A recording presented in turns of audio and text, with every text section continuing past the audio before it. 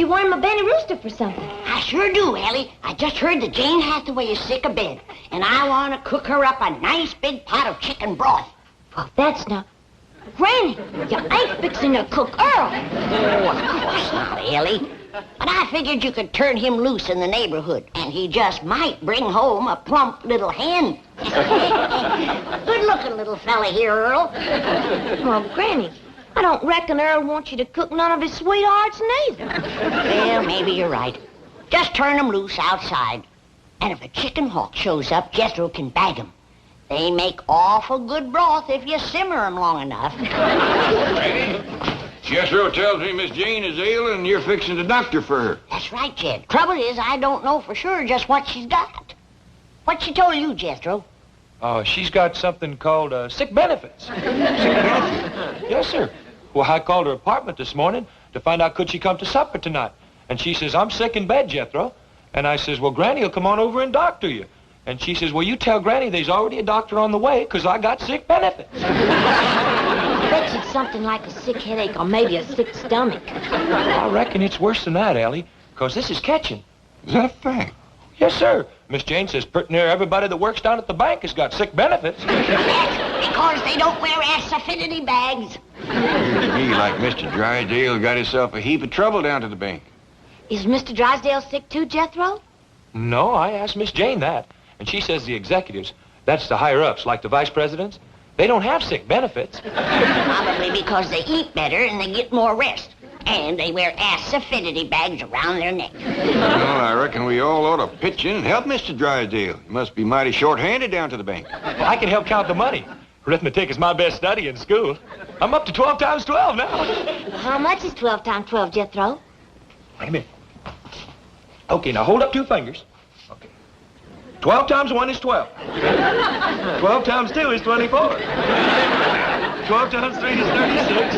Now, never mind, Jethro. We's all right proud of you, but right now we all better hurry down to the bank, see how we can help Mr. Drysdale. Come on, everybody.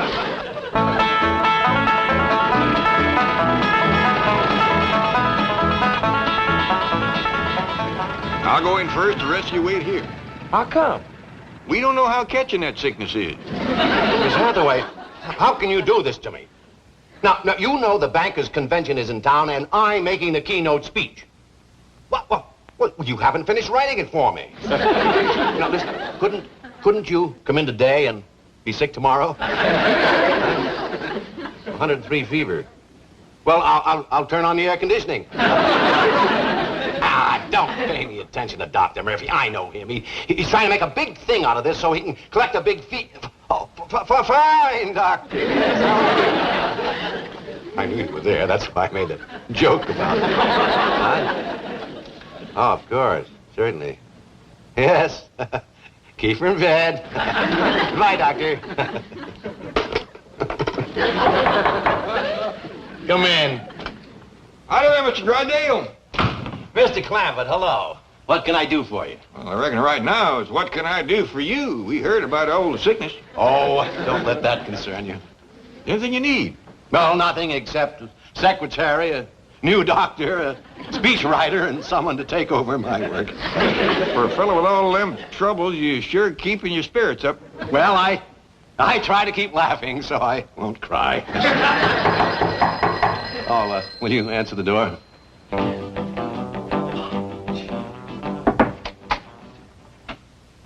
Oh, howdy, young feller. You want to see Mr. Drysdale? Yeah. Come in, come in. No, not today. Now, leave me alone. See you later, Mr. Drysdale. Yes, and thank you so much. Just being neighborly. Who was that? Never mind him. Who are you? Oh, we met the other day when I started to work here, Mr. Drysdale. I'm the new teller trainee. My name is... What do you want? Yes, sir, I noticed that you were without a secretary, and, well, I thought I might be able to help. You take shorthand? Oh, I don't mean me, sir. However, there is someone from the secretarial pool that I'd like to recommend. Oh? Who? Well, the chick, the young lady at the first desk, I believe her name is Kitty Northcross.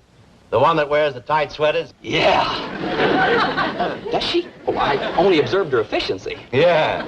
Forget it. Yes, sir. Thank you, Skipper. Who?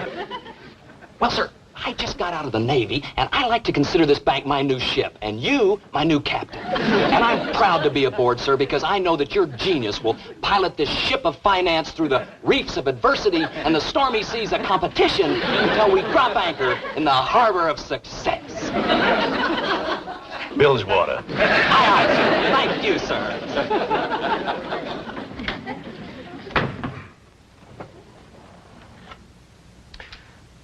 And now to continue my speech.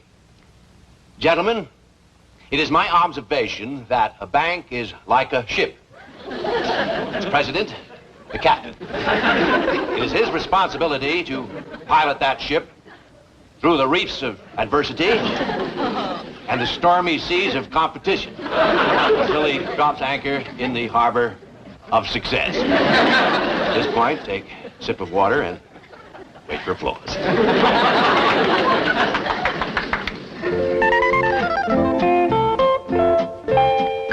Oh, good, Ellie, you're all ready. We best be getting down to the bank quick as we can.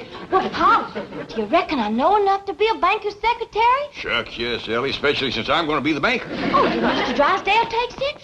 Oh, he had to speak at a convention. He says all he needs is a secretary, a speechwriter, a new doctor, and somebody to do his work. Granny's a dandy doctor, but who can write speeches? Well, Jethro found one in the book already wrote. He's in there helping Granny now mix medicine for Miss Jane.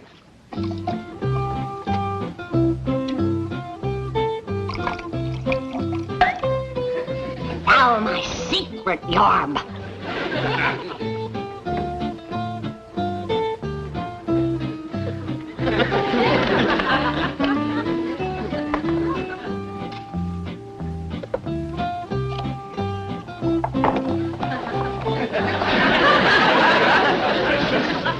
Don't stand too close to it while it's working, Jethro. That'll cure Miss Jane, huh, Granny? It'll cure anything. I gave it to a sick horse one morning. That afternoon, he won a race. You doctored a racehorse? No, plow horse. He never raced before. Granny, Jethro? Pa says let's get it going. Come on, Elly. You got your speech with Mr. Drysdale? Yes, ma'am. One of the greatest speeches ever wrote. 7 years ago, brought forth to this continent a new nation, conceived in liberty and dedicated to the proposition that all men are created equal. My dingies, that's a dandy speech. I'm proud of you. I didn't write it. That was written by Abraham Lincoln, the president that whooped the South. South was not whooped. Granny, General Lee surrendered to General Grant. He did not. General Lee figured that Grant was a blacksmith. And he handed him his sword so he could sharpen it. And don't you ever forget it.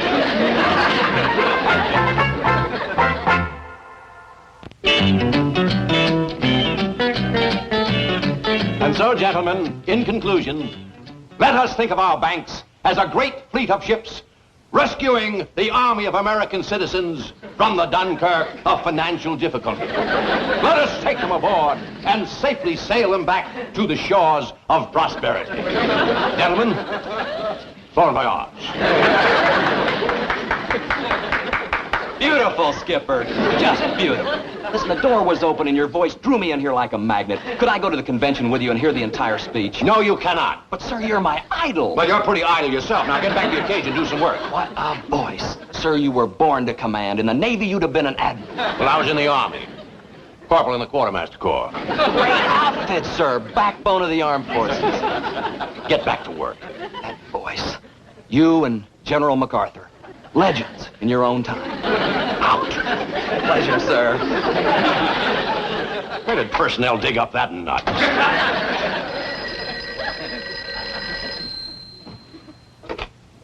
General Drysdale. Right there. Oh, hello, Margaret. What? You want me to pick you up at the beauty shop when? But, dear, you know I'm making the keynote address at the bankers' convention. Oh, all right, darling, I'll cut it short.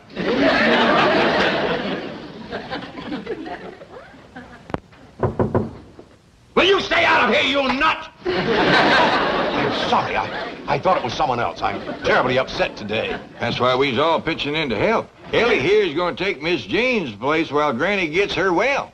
No, you don't have to do that. With no more than any neighbor do. Well, I do appreciate your kindness.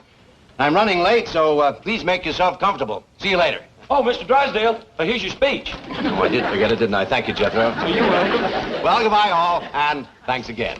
Bye. Bye. He's gone, Paul. Reckon you in charge now. Are you going to take his place, Uncle Jed? Sure gonna try. Well, sit down to your desk and go to banking. I want to see how you do it. Me too.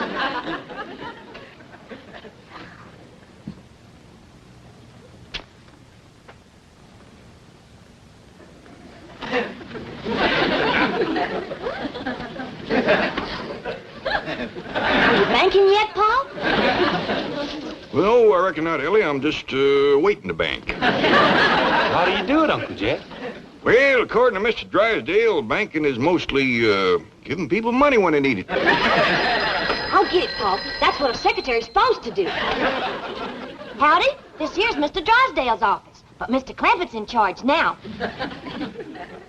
Yes, sir, you bet you can. Howdy there. You need money? Well, come right on over and get it. Hot diggity, he's banking now, man.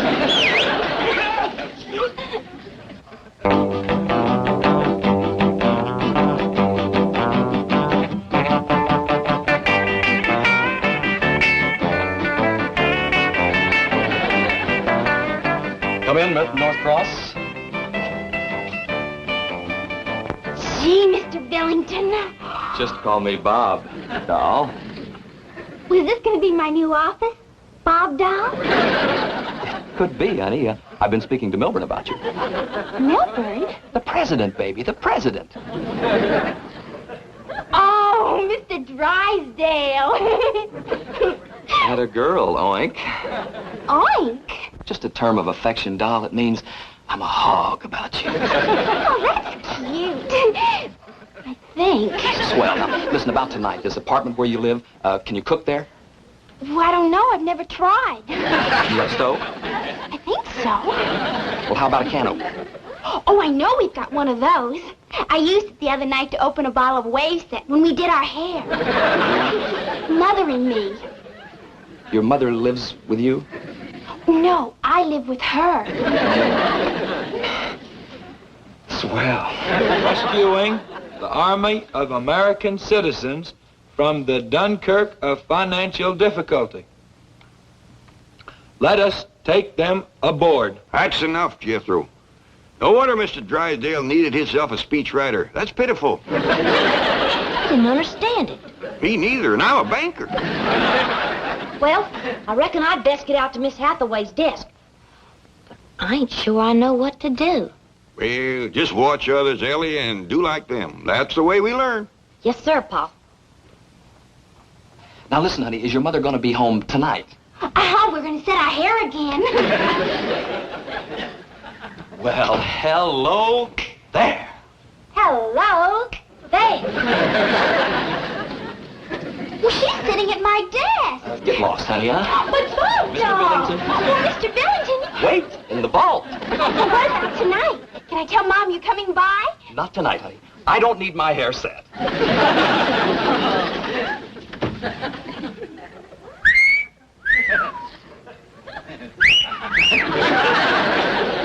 Hey. Hey. This is gonna be wild. Tell me something. You don't live with your mother, do you? No, sir, do you? No, sir. What's your name? Ellie Mae Clampett. Well, there it is, Ellie, and you may clamp it. You don't by any chance wrestle at night, do you? Oh, I like to wrestle anytime. Scooby-Doo. Well, Scooby-Doo, you want to wrestle now? Later, baby, later. Listen, suppose I drop over to your place tonight. Well, fine. You haven't got a roommate, have you? No, sir, I got a room all to myself. Now, listen, here's the action. I swing by your pad about 7. I bring some bossa nova records, and we trample a few grapes, huh? And we blast off to the local coffee shop, one where they don't hit me for too much bread. Then we swing back to your pad for a little moon orbit. Do you dig? Oh, yes, sir. Crazy. Whenever Paul goes fishing. I dig his word. You wouldn't put me on, would you? Why, sure. Jethro?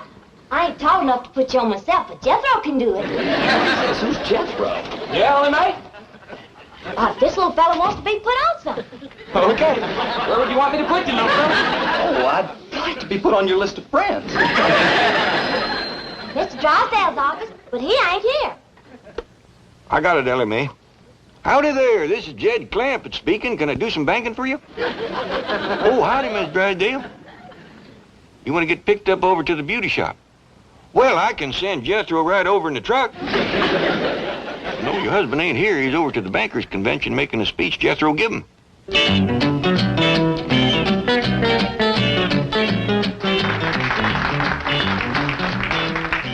And now, gentlemen, it's with a great deal of pleasure that I introduce our keynote speaker, the distinguished president of the Commerce Bank of Beverly Hills, Mr. Milburn Drysdale.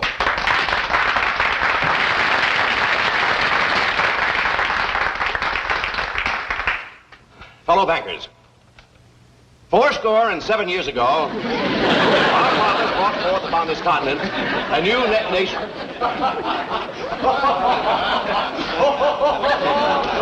Well, now, some of you seem to be amused because I have chosen the humble words of Abraham Lincoln to keynote this convention. But those of you who understand banking at its highest level will understand the significance of these words as I say, conceived in liberty and dedicated to the proposition that all men are created equal.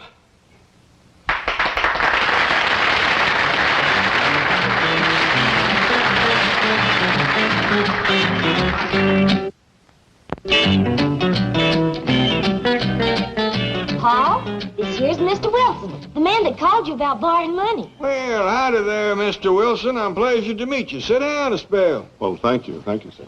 Hey, have a smoke? Yes, thank Elly Mae, maybe Mr. Wilson like a nice cold pitcher of spring water or some coffee or tea or something. Would you, Mr. Wilson? No, thanks, young lady. You look all tuckered out. Yes, I am. I've been going from bank to bank trying to borrow some money. Didn't they have none? Well, none that they wanted to loan me. You see, Mr. Clampett, my chicken ranch is mortgaged to the hilt. I've no credit, no collateral. I need money to buy feed. Well, we got a vault full of it. How much money you need? See, if I just had enough... Are you kidding me? Elly Mae, take him out to the vault and show him the money. No. I mean, would you really lend me the money? Well, that's what banks is for, ain't it? Well, yes, but I'm poor. I have no security. Ain't no shame being poor as long as you're honest. How do you know I'm honest? Well, if you wasn't, you'd be telling me about how much you got instead of how much you ain't got. Mr. Clampett, I've never met a banker like you before. Oh, shucks, Mr. Drysdale can outbank me any day in the week. He must be a wonderful man. You bet he is the best banker around here. Now, how much money would you like to have? Well, sir, I really need $5,000, but I can squeeze by on 3 or 4. Elly Mae, go fetch this man $5,000. Yes, sir, Paul. Bring him a cup of that cider that Granny sent down to ward off sick benefits. Doggone if he don't look like he's coming down with it. Okay, Paul. Now for my secret yarb. What is your secret yarb, Granny? Oh, I dasn't tell you, Jethro. Why, if that was to ever fall into the hands of the enemy, the North could win the war. I told you, Granny, they done won it. No such thing. We's just laying back letting them think they did. One of these days when they ain't looking, we's gonna jump them. You gotta believe me, the South done got whooped. You go cut me a hickory switch and meet me in the woodshed, and I'll show you who got whooped. That's another thing I keep telling you. We ain't got no hickory tree and no woodshed. That's right. I guess I'm getting old and feeble. Yes, ma'am. Well, open your mouth and close your eyes. And Granny's going to give you a little surprise. Oh, good. Swallow that. That'll keep you well and learn you not to talk Yankee nonsense.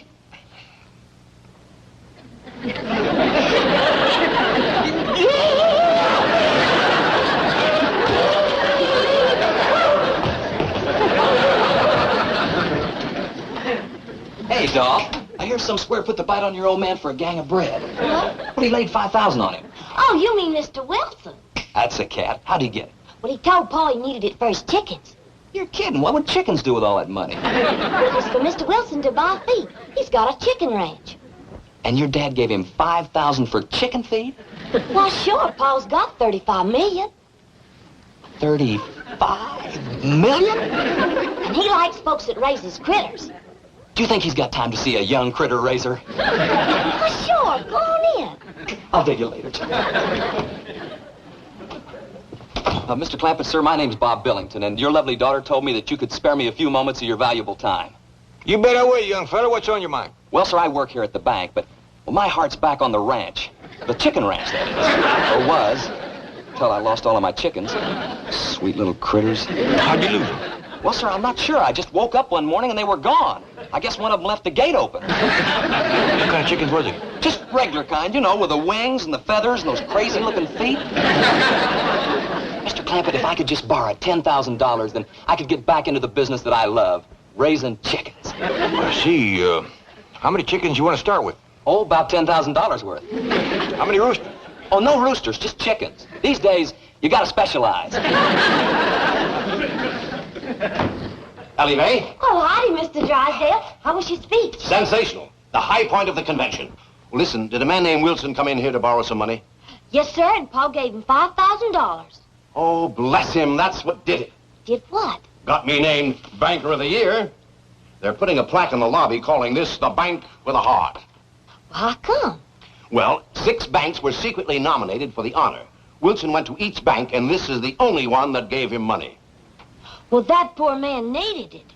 Wilson? Oh, he's the biggest poultry rancher in the world, and a stockholder in all 6 banks. Oh, is your wonderful father still in there? Yes, sir. How about it, Mr. Clampett? I'm going to give you just what you need. Great, lay it on me. A little advice. Get back to your job and forget about chickens. You were born to command, sir. The voice of authority, the greatest I've ever heard. What about me? You are the only one who cuts him, Skipper. What a privilege it is for a young fella like me to see 2 great leaders together. It's a summit meeting, recreated. Out of my office, out of my bank. You're fired. You're an irresponsible loafer. May I give you as a reference, sir? Pleasure having served under your command, sir. Granny, this here's Mr. Billington, and he wants to court me. Is that true, young fella? It ever love it is, Granny. And you got sick benefits? Loaded with them. Open your mouth and close your eyes, and Granny'll give you a little surprise. Swallow this. Hey, you know something? When I was in the Navy, I tasted some jungle juice on Okinawa. Good-looking young fella. Good dancer, too. I reckon that's the new dance he's been wanting to teach me. It's called the Bossy Nova.